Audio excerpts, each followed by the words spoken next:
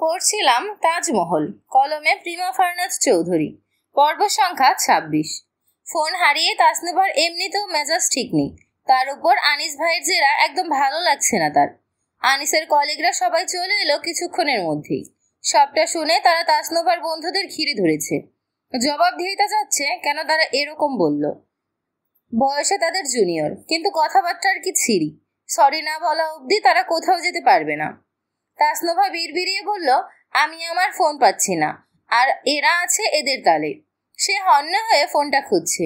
তাসনোভার বন্ধুরা আনিস আর তার কলিগদের হাতে জব্দ। রীতিমতো তর্ক বিতর্ক লেগে গেছে সেখানে। তাসনোভার বন্ধুরা হার মানার নয়, এদিকে আনিস আর তার কলিগরাও এত সহজে দম্বার পাত্র নয়। প্রায় অনেকটা সময় ধরে কথা কাটাকাটির পর তাসনোভার বন্ধুরা সরি বললেও তাসনোভা কিছু বলল না। সে পড়েছে মহাবিপাকে। ফোন হারিয়ে তার মাথা নষ্ট হওয়ার জোগাড়। এদিকে বাড়ির কেউ জানে না সে কক্সবাজারে এসেছে। ভাইয়াদের জানাতে গেলে সব শেষ। এখন সে কি করবে? ভয়ে ঘামছে সে রীতিমতো। কক্সবাজার এসেছে শুনলে বড় ভাইয়া মেজো ভাইয়া খেপে যাবে। কিছুতেই জানতে দেয়া যাবে না। কিন্তু তার ফোন। আনিস তার স্যারের সাথে দাঁড়িয়ে কথাবার্তা বলছিল। তাসনোভার হঠাৎ মনে হলো তাকে আনিস ভাই সাহায্য করতে পারবে। অ্যাটলিস্ট সে অনুরোধ করলে এড়িয়ে যাবে না। নিজ থেকে কথা বলতেও ইচ্ছে করছে না, কিন্তু বিপদে পড়লে মানুষ লক্ষ্যজ্ঞান হারিয়ে বসে। তাসনোভা এখন অন্যদিকে মন নেই। সে নিজেকে সামলে নিয়ে আনিসের দিকে এগিয়ে গেল। তাকে এগিয়ে আসতে দেখে আনিস কপাল কুচকালো। তাসনোভা জিভ দিয়ে ঠোঁট ভিজিয়ে নিয়ে বলল, আনিস ভাই, আমার ফোনটা আসলেই পাচ্ছি না, খুব টেনশনে আছি। আপনার স্যারের সাথে মিসবিহেভ করতে চাইনি, সরি স্যার। স্যার গম্ভীর মুখে বললেন, ইটস ওকে আনিস, চলো। তাসনোভা একটু চুপসে গেল। আনিস তার দিকে তাকিয়ে বলল, তোমাদের বাড়িতে জানিয়েছো?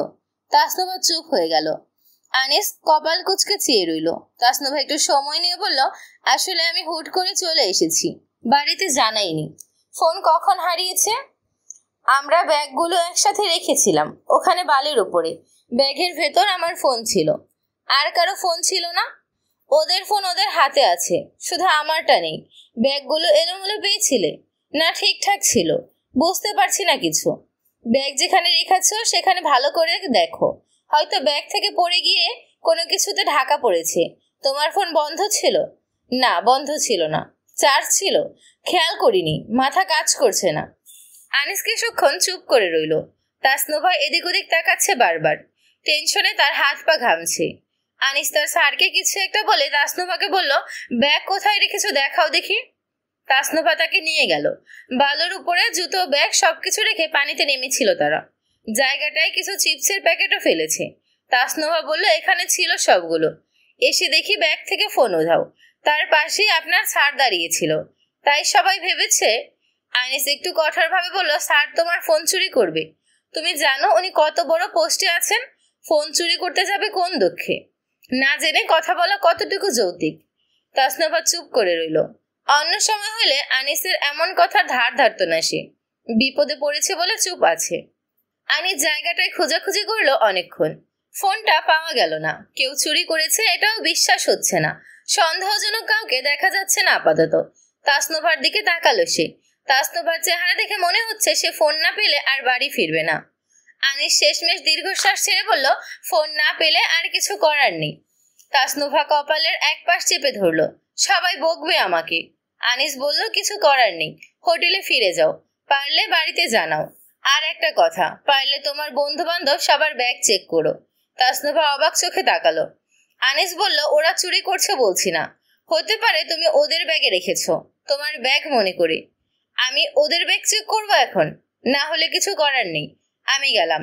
সবাই আমার জন্য অপেক্ষা করছে, বাড়িতে জানিয়ে দাও। তাসনোভা রুক্ষস্বরে বলল, আপনার সাহায্য চেয়েছি বলে মনে হচ্ছে আপনি অনেক দামে উঠে গেছেন। আনিস কিছু বলল না, সোজা চলে গেল।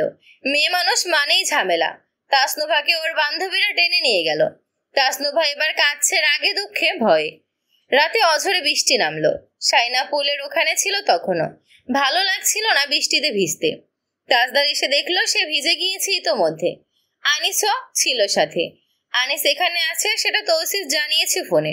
পরপর দুজনে ফোনে যোগাযোগ করে একত্রিত হলো। পায়ের শব্দ শুনে সাইনা ফিরে তাকালো। আনিস বলল, কিরে, ওখানে ভিজছিস কেন? সাইনা তাকে দেখা মাত্র নিজেকে স্বাভাবিক করে নিল। বলল, তুমি কখন এসেছো? এই তো বিকেলে এলাম, ড্রেস পাল্টে নে, একসাথে ডিনার করব। সাইনা এক পলক তাজদারের দিকে তাকালো। তাজদার চোখ সরিয়ে নিল। সাইনা রুমে চলে গেল। সে শাড়ি পরেছিল, ঠিক তখনই তাজদার রুমে ঢুকলো। সাইনা শাড়ির আঁচল কাঁধে তুলে দাঁড়িয়ে রইল, চোখ ফ্লোরে রেখে।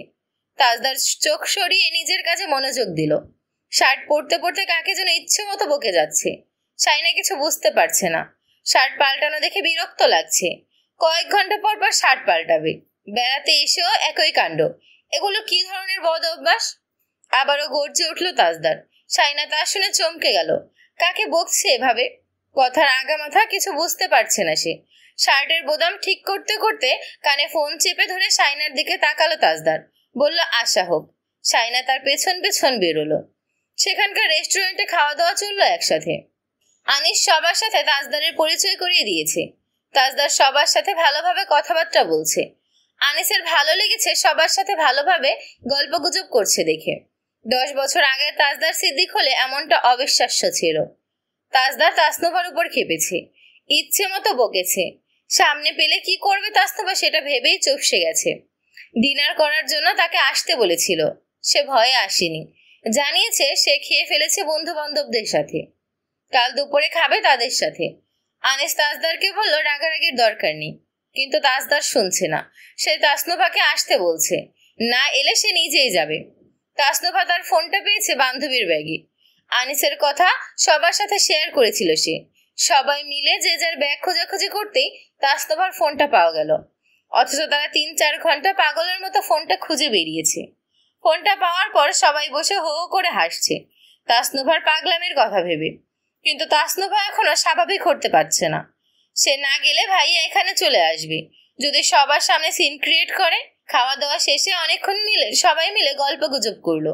ফোনে কথা বলার জন্য তাজদার একটু দূরে সরে যেতেই সবাই আনিসকে বলল বোনের জামাই ভালো পেয়েছে। আনিসও কথাটার দ্বিমত পোষণ করেনি। তাজদার সিদ্দিকী নিঃসন্দেহে ভালো কিছু অভ্যাস ছাড়া ছোট থেকে গরিব দুঃখী মানুষ পছন্দ করতো না। দুঃখীরা পড়ার ভিক্ষা চাইতে এলে তাদের দূর দূর করে তাড়িয়ে দিত। কাউকে পছন্দ না হলে তাকে আশেপাশেও দেখতে চাইতো না। তার বাপ চাচার সাথে ঝগড়াঝাটি হলে সেখানে সে মাতব্বরি দেখাতো। তার বাপ চাচাকে ভয় না পেলেও মানুষ তাকে ভয় পেত। বড় হওয়ার পর অনেক পরিবর্তন এসেছে, যদিও আগের মতো থাকলে সে বিয়েতে জীবনও রাজি হতো না। আগে যা হয়েছে তা বাদ, এখন শুধু তার বোনটা ভালো থাকলেই হলো। সাইনা চুপচাপ বসে আছে। সে তিতলির সাথে কথা বলছে হোয়াটসঅ্যাপে। তাজদার এখনো গল্পে মেতে আছে আনিস আর তার কলিগদের সাথে। আলোচনা চলছে রাষ্ট্রীয় কাঠামোর ঘাটতি আর কর্পোরেট জবের নিষ্ঠুর বাস্তবতা নিয়ে। তাজদার মাঝে মাঝে একটু গম্ভীর মুখে মাথা নেড়ে নিজের মত দিচ্ছিল। ঠিক তখনই একটা ফোন এলো। তাজদার একটু সরে গেল। আনিস কলিগদের যেতে বলে সাইনাকে নিয়ে তাজদারের পিছু পিছু গেল। তাসনুভা ভয়ে ভয়ে ভাইয়ের সামনে এসে দাঁড়িয়েছে। তাজদার তার দিকে কাট কাট গলায় কয়েকটা প্রশ্ন ছুড়ে দিল। কোনো ভদ্রলোকের মেয়ে এভাবে বাড়িতে না জানিয়ে ঘুরতে আসে? তাসনুভা কাঁপছে রীতিমতো। লজ্জা পাচ্ছে সাইনা আর আনিসের সামনে। মাথা নামিয়ে দাঁড়িয়ে রইল সে। তাসনুভা একজন বান্ধবী বলল, ভাইয়া আমরা সবাই মিলে ওকে ট্রিট দিয়েছি। ওর জন্য সারপ্রাইজিং ছিল ব্যাপারটা। Just shut up. সব নির্লজ্জ একসাথে হয়েছে, আবার বড় বড় কথা। তাসনুভা তার বান্ধবীকে চোখের ইশারায় চলে যেতে বলল। অপমানিত হয়ে সবাই কিছুটা দূরে গিয়ে দাঁড়িয়েছে। ফিসফাস করছে। নোভার এই মেজো ভাইটা আস্ত একটা খাটাস। সবাই সাইনাকে দেখিয়ে বলল বউ ভালো পেয়েছে। আরেকজন বলল মেয়েটার কপাল খারাপ। এরকম বর মানে জীবন তেজপাতা। তাজদার ফোনে কাউকে ডায়াল করেছে। তাসনুভার দিকে আগুন দৃষ্টিতে তাকিয়ে বলল, তোমার বাহাদুরি বের করছি আমি। তাসনুভা ফোনের দিকে তাকিয়ে বলল, আর কখনো এমন হবে না। আব্বা শুনলে আমাকে। কষে একটা চর পড়ল তার গালে। সাইনা আনিস দুজনেই কেঁপে উঠল। আর একটা চর পড়তে যাচ্ছিল। আনিস ছুটে এসে তাজদারকে সরিয়ে নিয়ে গেল। তাজদার তার হাত থেকে নিজেকে ছাড়িয়ে এনে ফোনে গর্জে বলল, বাড়ির মেয়ে একা একা ছেড়ে দিয়েছো কি মনে করে? আমাকে জবাব দাও। ও একা কক্সবাজারে কি করে এলো? কাউকে জানাইনি কোন সাহসে? ফোনটাও হারিয়েছে। এই ফোনটা পেয়েছো? তাসনুভা কান্না মুখে উপর নিচ মাথা দোলালো। হ্যাঁ, ফোনটা তৌসিফ ধরে রেখেছে। আশেপাশে বাড়ির সবাই আছে। চুপ করে আছে তাজউদ্দিন সিদ্দিক আর রওশনারা। তাজদার তৌসিফের উদ্দেশ্যে বলল, ও কি এর আগেও এভাবে টুরে যেত? তৌসিফ চুপ। রওশনারা ফোন নিয়ে কি বলল কে জানে। তাজদার তাসনুভার দিকে জ্বলন্ত দৃষ্টিতে তাকিয়ে বলল, একটা বেয়াদব হয়েছে তুমি। বাড়িতে যাও, তারপরে কথা হবে। এখন যাও এখান থেকে। শেষের কথাটা গা কাঁপিয়ে গর্জে উঠল তাজদার। তাসনুভা দ্রুত চলে গেল। আনিস শাইনাকে বলল, তুইও যা। শাইনা চুপচাপ চলে গেল। সে একদম চুপ হয়ে গেছে। এজন্য পূর্বের তাজদার সিদ্দিকী। আজ সে আর কোনো কথাই বলবে না, মুখও খুলবে না। বড় বড় কথা শোনালে সে সহ্যও করতে পারবে না, কিছু না বলেও থাকতে পারবে না। তার চেয়ে ভালো চুপ থাকা। তাজদার তার পিছু পিছু লম্বা লম্বা পা ফেলে এগিয়ে এলো। শাইনাকে ডিঙিয়ে রুমে ঢুকলো। শাইনা আইতাল করছে পড়ছে মনে মনে। সে চুপি চুপি হেঁটে রুমে ঢুকলো। বিছানায় উঠে আরাম করে শুয়ে রিমোট চেপে টিভি অন করবে, তখনই তাজদার আঙুল তুলল। আরেকটা আছে টিভি দেখার তালে। টিভি বন্ধ। টিভি ছাড়লে সেটা মাথায় তুলে আছাড় মারবো। শাইনা তখনই টিভি বন্ধ করে দিল। রিমোটটা রেখে দিয়ে পাশ ফিরে শুয়ে পড়ল। তাজদার রায়হানের সাথে কথা বলছে। শাইনা অবাক হচ্ছে। বড় ভাইয়ের সাথেও মানুষ এভাবে কথা বলে? তার মেঝো ভাইয়া এখনো বড় ভাইয়াকে কত স্নেহ করে। আর এই লোকটা? শাইনা কখন যে ঘুমিয়ে পড়লো নিজেও টের পায়নি। হঠাৎ বিকট শব্দ হতেই দেখলো তার পাশে লম্বা করে পা টেনে শুয়েছে তাজদার সিদ্দিকী।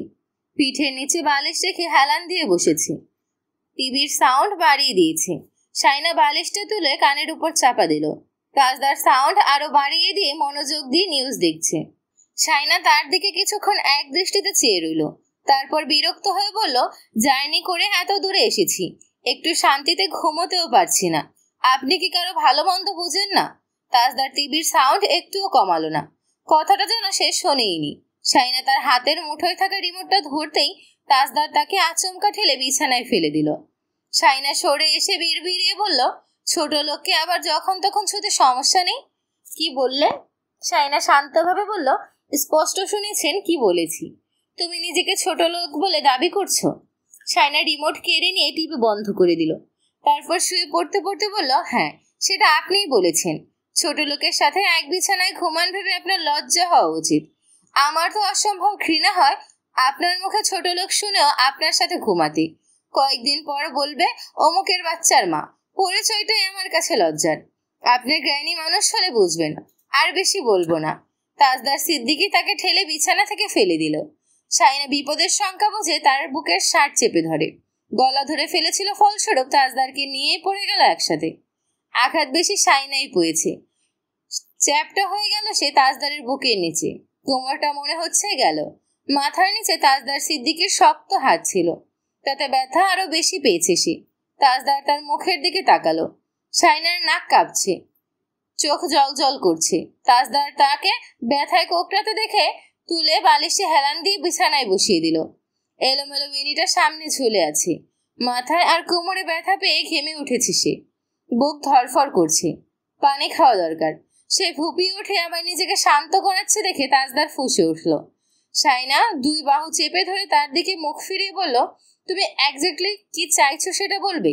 সময়গুলো যেভাবে পার হচ্ছে মনে হচ্ছে বেশি দিন তোমার সাথে আমার থাকা হবে না। আমি মদ খাই, গাঁজা খাই, তোমার আমাকে নিয়ে সমস্যা কি? আমি নেহাতই তোমাকে পছন্দ করে বিয়ে করেছি, নইলে? শাইনার চোখ বন্ধ, ঠোঁট কামড়ে রেখে ভোপাতনি আটকাচ্ছে। এতটুকুতেই ক্লান্ত সে।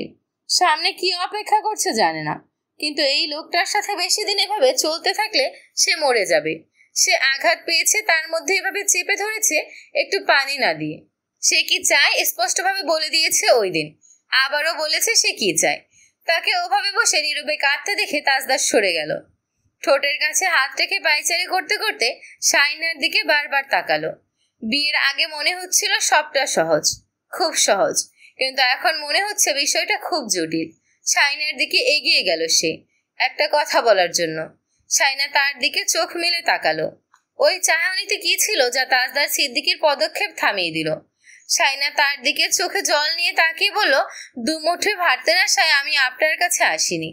দুমুঠোর ভাতের বদলে যেদিন সম্মান নিয়ে আসতে পারবেন সেদিন আমার কাছ থেকে স্বাভাবিক আচরণ আশা করবেন, যদি আপনি মানুষ হয়ে থাকেন। অমানুষ হয়ে থাকলে যা ইচ্ছা করেন, আমি আপনাকে আর বাধা দেব না। তাজদার তার দিকে কপাল কুঁচকে চেয়ে রইল। অনেকক্ষণ চেয়ে রইল। সম্মান?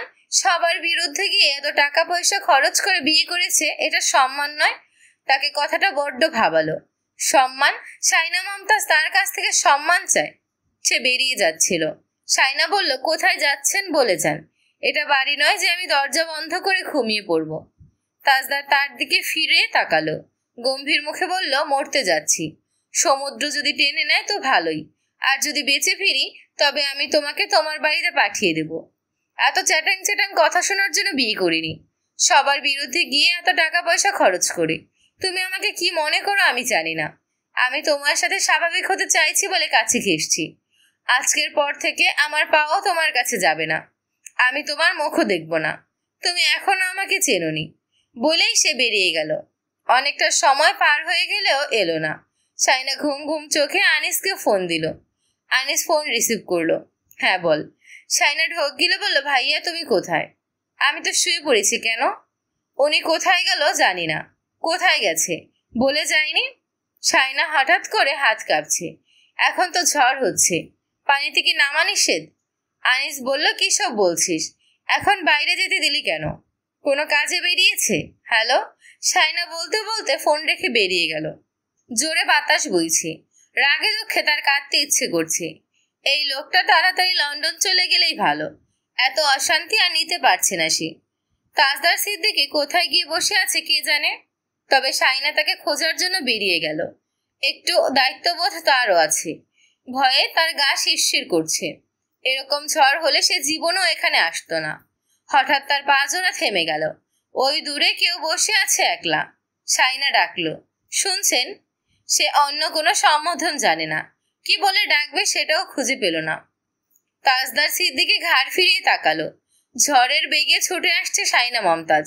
হাওয়ার বেগে তার শাড়ির আঁচল উড়ছে। সে বসা থেকে ধীরে ধীরে দাঁড়িয়ে পড়ল। শাইনা এসে তার বুক বরাবর কিল বসালো। ধাক্কা মেরে বলল, ঝড়ের রাতে বেরিয়ে গিয়ে আমাকে ভয় দেখাচ্ছেন? শুনুন, আমি আপনাকে যেদিন বিয়ে করেছি ওই দিন সব ভয় ঝেড়ে ফেলে দিয়েছি। আপনি আমার সামনে এসব হিরোগিরি দেখাবেন না একদম।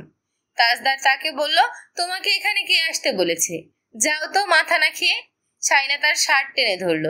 আপনি যাবেন কি যাবেন না? তাজদার লম্বা লম্বা পা ফেলে চলে যেতে লাগলো সামনে। আরে লোকটা পাগল নাকি? শাইনা দৌড়ে গিয়ে তার হাত ধরে ফেলল। তাজদার থামলো। শাইনা নরম ভাবে বলল, ওকে, আপনার কথা মতো সব হবে, চলুন আগে। মনে মনে সে তাজদারকে ইচ্ছা মতো গালাগালি দিচ্ছে যদিও। তাজদার তার দিকে তাকিয়ে বলল, মিথ্যাবাদী। সে হাত ছাড়িয়ে চলে যেতে লাগলো। শাইনা বলল, ঠিক আছে, পানিতে আগে আমি নামবো, আমারও বাঁচার ইচ্ছে নেই বলে তাজদারের আগে ভাগে হেঁটে হেঁটে চলে যেতে লাগলো। দূর হতে সমুদ্রের গর্জন ভেসে আসছে। যেতে যেতে শাইনা হঠাৎ হোঁচট খেয়ে পড়ে গেল, আর উঠতে পারল না। তাজদার সিদ্দিকী হো হো করে আকাশ কাঁপিয়ে হেসে উঠে তার সামনে বসে পড়ল। শাইনাকে ওভাবে পড়ে থাকতে দেখে হাসতে হাসতে লুটিয়ে পড়ল। শাইনা বহু কষ্টে উঠে বসলো। তাজদার গা কাঁপিয়ে হাসছে তার এমন দুরবস্থা দেখে। শাইনা পাশে বসে তার বুকের উপর বালো তুলে দিতে লাগলো, এমনকি খাইয়ে দিল। তাজদার সঙ্গে সঙ্গে মুখ ফিরিয়ে থুতো ফেলে দিল পাশে। তারপর রুক্ষ ভঙ্গিতে মুখ মুছে নিয়ে শাইনাকেও ফেলে দিল নিচে। শাইনা হচ্চকিত হওয়ার আগেই তাজদার দু হাত ভরে বালো কুড়িয়ে তার গলায় মেখে দিল রুক্ষ ভঙ্গিতে। তারপর মুখটা তুলে ধরে ভেজা কাপা ঠোঁটের উপর চেপে ধরল নিজের ঠোঁট। এক ঝটকায় ঢেলে দিল সমস্ত জমাট ক্ষোভ, গম্ভীর নীরবতা আর একরাশ দাহ করা প্রতিরোধ, প্রতিহিংসা। নিঃশব্দহীন মুহূর্তে আটকে গেল সবকিছু। তারপর শাইনাকে একা রেখে সে চলে যেতে গেল রিসোর্টের দিকে।